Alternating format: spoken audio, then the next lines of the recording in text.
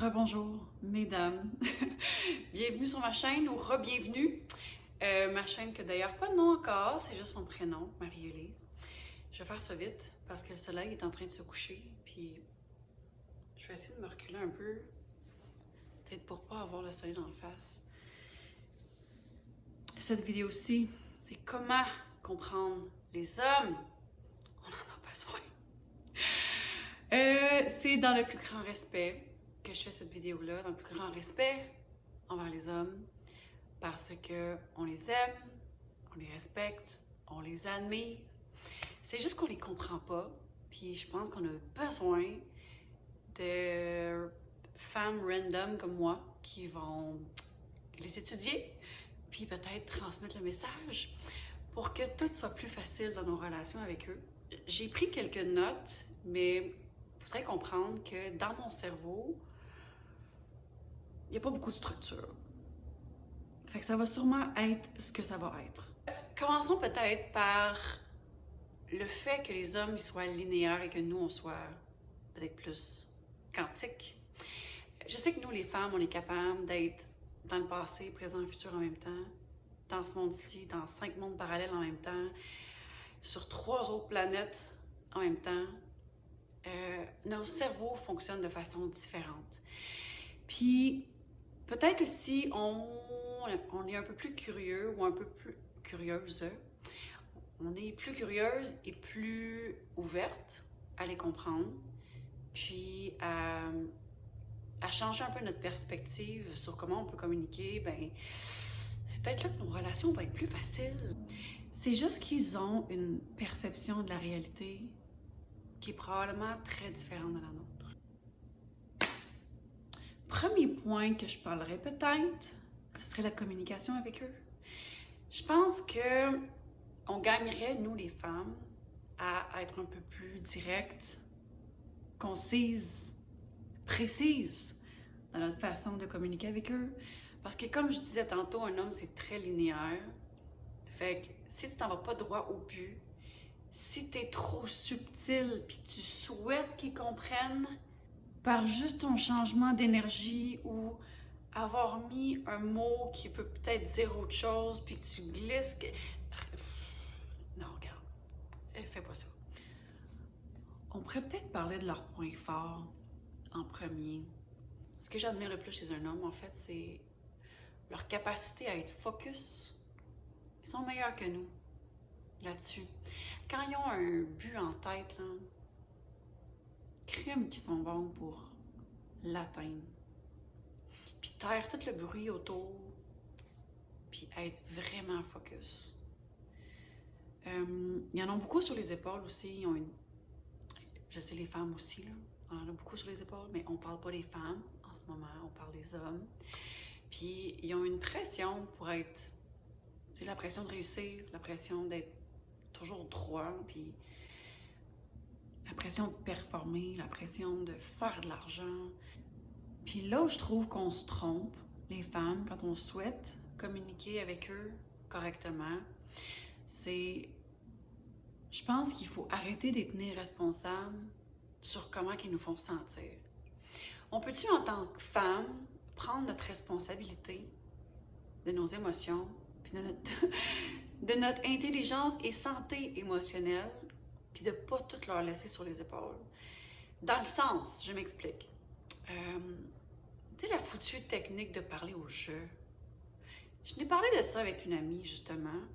Les deux, on était d'accord sur le fait que c'est peut-être surutilisé, le jeu. Au lieu de, tu sais, au lieu de dire, mettons, ah, t'as dit ça, ça m'a fait sentir comme ça, ce qui est un peu plus attaquant, mais de dire, ah, ben, je me suis sentie de telle façon. C'est cette manipulation émotionnelle que les femmes, ils sont vraiment bonnes pour le faire. Les hommes aussi, les hommes qui sont bons pour le faire, OK? Mais là, je parle des femmes, OK? La communication au jeu, c'est de le tenir responsable si t'es blessé. Il n'y a pas à être responsable si t'es blessé. Prends tes responsabilités. Ce que t'as dit, j'ai pas à te tenir responsable si ça m'a blessée. Ça m'a blessée parce que j'ai vécu ça dans ma vie. J'ai connu ces patterns-là dans ma vie, dans mes relations amoureuses. Puis, ça m'a fait revivre quelque chose. Ça a déclenché quelque chose en dedans de moi, une vieille blessure, puis c'est venu me chercher. Ça a beau être super nerd ce que tu as dit, là, puis peut-être que tu n'as vraiment pas voulu que ça me blesse à ce point-là, mais c'est venu déclencher ça. Puis ça, tu sais quoi? Ça m'appartient. Tu n'as pas à être responsable de ça. Parce que non, ils ne sont pas responsables de notre passé et de ce qu'on a vécu. Fait que, est-ce que vous êtes d'accord, les femmes? Est-ce que si je dis qu'on est responsable de notre propre santé émotionnelle, on est responsable de vouloir d'évoluer émotionnellement en même temps, puis de ne pas jouer la victime. Puis on parle beaucoup de, tu sais, les hommes, est-ce qu'ils veulent juste le sexe? Les hommes sont très visuels, puis peut-être même plus que nous, les femmes. Puis il faut comprendre que les hommes nous adorent, ils ne pourraient pas se passer de nous, clairement. Mais quand il y a l'attirance physique, il paraîtrait que ça prend de 7 à 8 secondes pour un homme de savoir s'il veut coucher avec nous. Mais ça en prend un petit peu plus pour savoir s'il nous considère comme une partenaire potentielle. Donc, tu sais, vous savez que quand admettons, s'ils veulent nous inviter, on va prendre l'exemple du resto, par exemple. Un homme veut nous inviter au resto, puis là, il y a la pression, tu sais, qui paye? Mettons que c'est lui, OK? Mais mettons que c'est toujours lui. Si, mettons, c'est tout le temps les hommes, puis qu'il y a plein de femmes qui en profitent de cette situation-là. Puis, mettons qu'il y a plein de femmes qui sont pas tant intéressées envers la personne, mais qu'elle dit juste oui parce que elle veut se pratiquer à faire des dates, à être meilleure, ses skills sociales, à faire améliorer ses skills sociales, je sais pas, elle s'emmerde, peu importe. Puis après ça, on veut, tu sais, on veut pas que les hommes pensent au sexe vite. Mais en même temps, là, il faut se mettre à leur place. Que si ils dépensent tout leur argent avec des femmes au resto, mais, tu sais, oui, on prend notre temps, puis on y va, puis on est des bonnes compagnies, puis on est drôle, puis on est belle, puis on est gentille. Peut-être, mais eux aussi, ils prennent de leur temps. Ils ont d'autres choses à faire aussi, là, que de se faire avoir par une belle femme, là. Fait que oui, ils vont peut-être penser au sexe vite. Puis je crois pas que c'est une bonne idée de le faire la première date, là, particulièrement, là. Mais ça, c'est juste moi, là. Quoique, il y a peut-être pas de mal à ça, mais je pense qu'on baisse en valeur, là, si on dit oui trop vite. Je sais pas. C'est juste une impression que j'ai. Puis en même temps, je pense qu'ils savent que si ils nous font payer la moitié de la facture, ils ont quasi pas de chance de coucher avec nous, tu sais. Fait que c'est pas évident. Fait qu'on peut-tu leur rendre service, puis dire oui à une invitation juste quand ça nous tente vraiment, puis quand le oui est authentique. Puis qu'on puisse avoir la meilleure version d'eux-mêmes, parce qu'ils vont savoir que si on a dit oui, c'est parce qu'on veut vraiment passer du temps avec eux, puis qu'on veut apprendre à les connaître, puis qu'on nous tente de passer une soirée avec eux, parce qu'ils ont l'air cool, tu sais, puis qu'on les trouve sexy.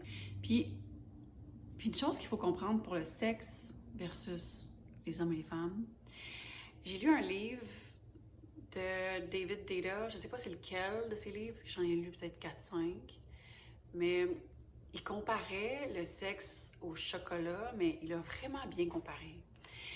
Tu sais, admettons, du chocolat c'est bon, tu sais, peu importe c'est qui la personne qui te l'a donné. C'est juste, it is what it is. Ça va goûter bon, peu importe qui te l'a donné. Ben, les hommes, ils voient un peu le sexe comme ça. C'est bon, peu importe qui va lui donner? Fait que c'est pour ça que les hommes, ils sont capables d'être vraiment détachés, puis ça, peut-être qu'ils comprennent pas que nous, un peu moins, quoi que ça arrive. Quoi que ça arrive.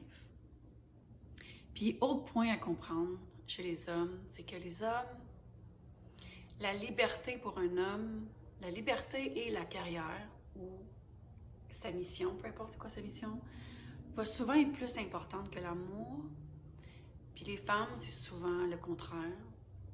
L'amour va être plus importante que notre carrière, même si elle l'est. On met beaucoup de place dans notre vie à ça. Même si les hommes, ils nous adorent, ils ont besoin de liberté. Fait que... Puis ils ont besoin de se reconstruire la testostérone. S'ils sont tout le temps avec nous, ils vont avoir moins de testostérone. C'est prouvé scientifiquement ce que je dis là. Les hommes, ils ont besoin d'être loin de nous pour rebâtir leur réserve en testostérone. Fait que rendons leur service, laissons-leur de l'espace, permettons-leur de vivre un peu de liberté, communiquons avec eux de façon claire, nette, précise, puis profitons pas d'eux, soyons authentiques. Si on veut passer du temps avec eux, puis qu'on dit oui à une date, c'est parce que c'est oui. C'est un vrai oui. Soyons authentiques. Je pense que si on fait ça, là, notre bout de chemin, là, eux, ils feront d'autres choses. Là. Mais déjà, notre relation avec eux, elle va s'améliorer grandement. Est-ce que j'ai raison ou j'ai raison?